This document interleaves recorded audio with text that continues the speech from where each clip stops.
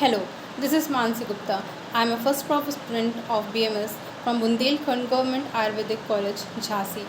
नशा नशा क्या होता है? नशा एक ऐसी बीमारी है जो हमारे समाज को अंदर से खोखला किए जा रही है, पर वो हमें दिखाई नहीं देती। लेकिन हर एक समाज में रहने वाले हर एक सदस्य के जीवन में वो कहीं ना कहीं से प्रेजेंट है। अब वो चाहे वो इंसान उसे खुद उपयोग कर रहा हो या तो उससे जुड़े हुए उसके रिश्ते हों, हर एक इंसान उससे सफ़र कर रहा है। हर एक नशे की शुरुआत एक हाँ से होती है, एक ऐसी हाँ जो उसे ज़िंदगी भर का ना देती है।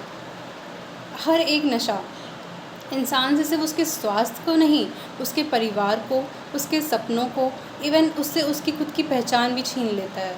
पर सवाल ये है, क्या नशा ही हमारी ज़िंदगी की आखिरी मंजिल है? और अगर नहीं, तो क्या वहाँ से वापस लौटने का कोई रास्ता अभी बचा है?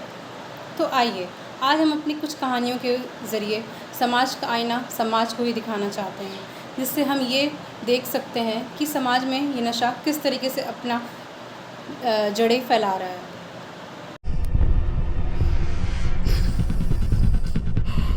ये इकबाल भाई प्लीज अभी माल दे दो, पैसे बाद में दे दूंगा प्लीज। भाई जाने इधर हमने कोई धर्मशाला थोड़ी खोला है, जब पैसा हो तब ले जाना।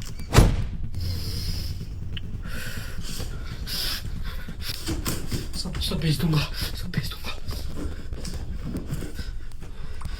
विक्की बेटा चल खाना खा ले। माँ मुझे भी भूख नहीं, मैं बाद में खा लूंगा। बेटा तूने कल से कुछ नहीं खाया, कुछ तो खा ले। छोड़ क्यों नहीं देता इस नशे को? किसने बोला मैं नशा करता हूँ? दिमाग खराब कर रहे फालतू का। नालायक, तेरे पापा के जाने के बाद सब तो बेच दिया तूने, ये घर, हमारी जमीन। अब ऐसा कर, मुझे भी मार दे, तभी तुझे शांति मिलेगी। अरे विकी सुन तो।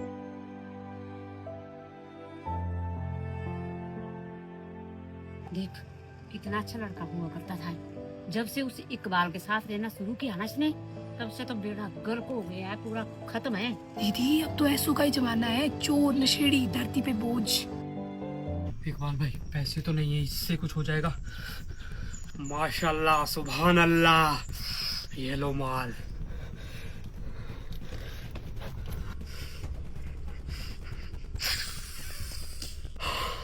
दीदी अब तो ऐसो का ही जमाना है, चोर नशेड़ी धरती पे बोझ। अरे 10 बज गए, विकी को तो भी दवाई लेकर आ जाना चाहिए था। फोन करती हूँ।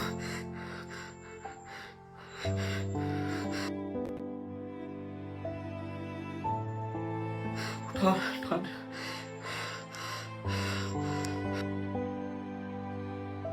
विक्की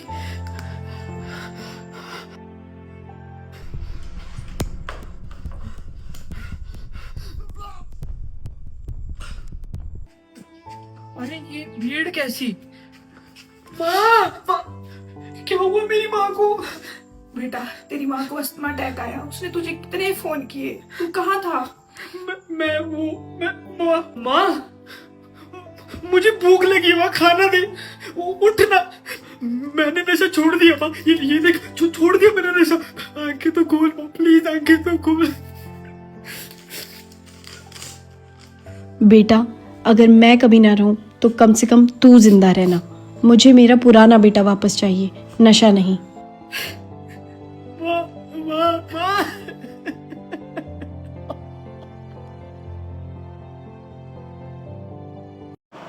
तो क्या देखा आपने इस कहानी में? आपने देखा किस तरह से उस लड़के ने अपने नशे की आदत को, अपने नशे की लत को पूरा करने के लिए अपनी माँ की बात नहीं मानी और उनके जेवर तक बेच दिए। और एंड टाइम पे जब उसकी माँ को उसकी सबसे ज़्यादा ज़रूरत थी तो वो वहाँ पे था ही नहीं, और जब उसे रिग्रेट हुआ तब तक बहुत देर हो चुकी थी।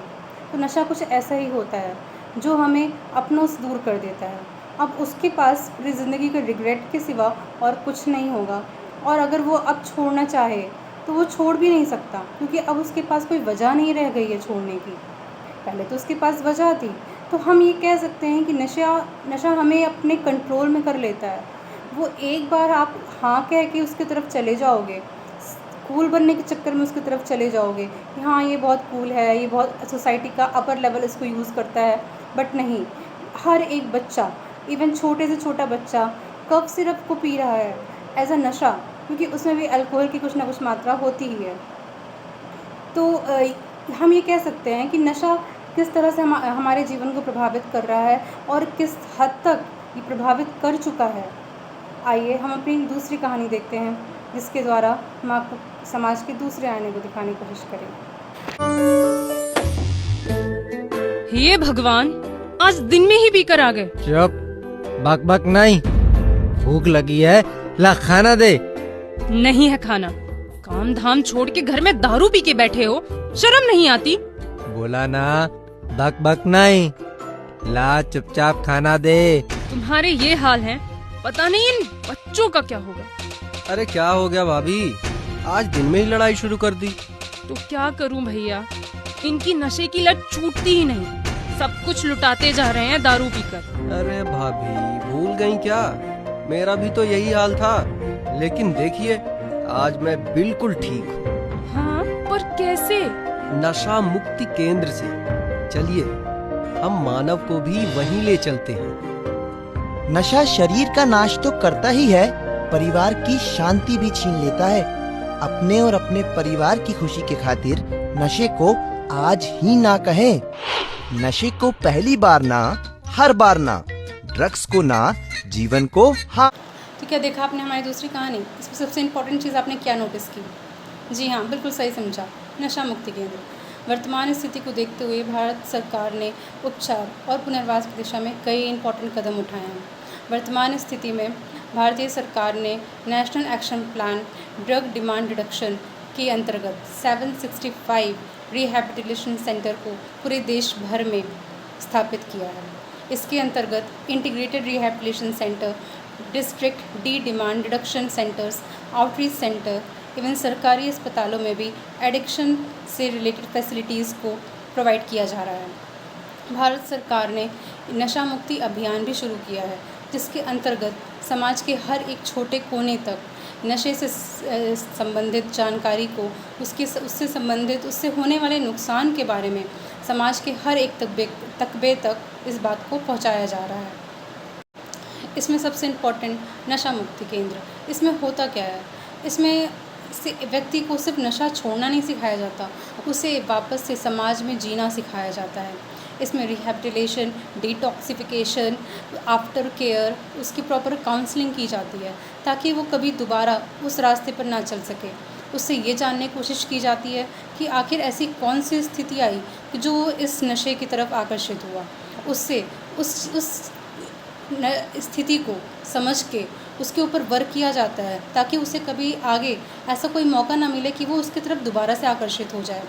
नशा जो हमारे समाज में पूरी तरह से फैला हुआ है, तो क्या सिर्फ ये उस व्यक्ति की जिम्मेदारी है कि वो उससे दूर हो जाए? बिल्कुल, वो तो उसकी है, लेकिन हमारी क्या जिम्मेदारी है? हम क्या कर रहे हैं उसके लिए? हमारा क्या प्रयास है उसके लिए? क्या हम उसके लिए कुछ कर रहे हैं? क्या हम उसे जागरूक कर रहे हैं? क्या हम उसे वहाँ तक पहुँचाने की कोशिश कर रहे हैं? और अगर हाँ, आप कर रहे हो तो आप एक समाज के ज़िम्मेदार नागरिक हो, लेकिन आप नहीं कर रहे हो तो आप वो जिम्मेदारी नहीं निभा रहे हो।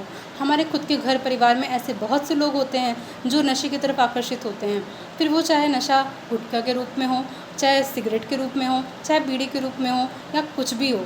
लेकिन हमारे परिवार में कोई ना कोई व्यक्ति ऐसा ज़रूर होता है जो इस तरफ आकर्षित ज़रूर होता है। हमारा क्या कर्तव्य है? हमारा कर्तव्य है कि हम उन्हें उसके बारे में जागरूक करें, उन्हें नशा मुक्ति केंद्र तक लेके जाएं, एटलीस्ट जहाँ पे उसकी काउंसलिंग हो सके, जहाँ पे हमारे प्रशिक्षित डॉक्टर्स उनको समझाते हैं, उनको एक तरह से जागरूक करने की कोशिश करते हैं, कि उन्हें बताने की कोशिश करते हैं कि नशा उन्हें किस तरीके से खोखला किया जा रहा है, उनके शरीर को किस तरीके से नुकसान पहुँचा रहा है। तो उससे वो कहीं ना कहीं वो सुनते हैं तो उनको समझ में आता है कि ये चीज़ें क्या हैं, क्योंकि वो अंदर से तो चाहते हैं उसे छोड़ना, पर उनका दिमाग, जो हमारे हार्मोन्स हैं, दिमाग उसे वो छोड़ने नहीं देता। तो बस हमें करना कुछ नहीं है। हमें अगर समाज में, हमारे आसपास, हमारे घर में कुछ ऐसे व्यक्ति दिखें जो इसकी तरफ आकर्षित हों, तो हमें उन्हें किसी तरीके से उस रिहैबिलिटेशन सेंटर या एडिक्शन सेंटर वहाँ पे लेके जाना है, नशा मुक्ति केंद्र की तरफ लेके जाना है। बाकी हम जो काम है वो वहाँ के डॉक्टर संभाल लेंगे। और अगर उस व्यक्ति के अंदर खुद की विल पावर होगी कि वो उसे अगर छोड़ना चाहेगा, जो कि ज़्यादातर जो एडिक्टेड पीपल्स होते हैं वो छोड़ना चाहते हैं, बस वो छोड़ नहीं पाते क्योंकि उन्हें बाहरी सपोर्ट नहीं मिलता, हमारे समाज का सपोर्ट नहीं मिलता, उन्हें प्रॉपर काउंसलिंग नहीं मिलती। तो अगर वो चीज़ें हम उन्हें प्रोवाइड कर देंगे तो वो ज़रूर उसे छोड़ देंगे। तो बस हमें समाज के एक बेहतर नागरिक और एक जिम्मेदार नागरिक होने का कर्तव्य निभाना है। नशा छोड़ने की लड़ाई सिर्फ उस व्यक्ति की नहीं, या परिवार, समाज और पूरे देश की एक साझा जिम्मेदारी है। धन्यवाद।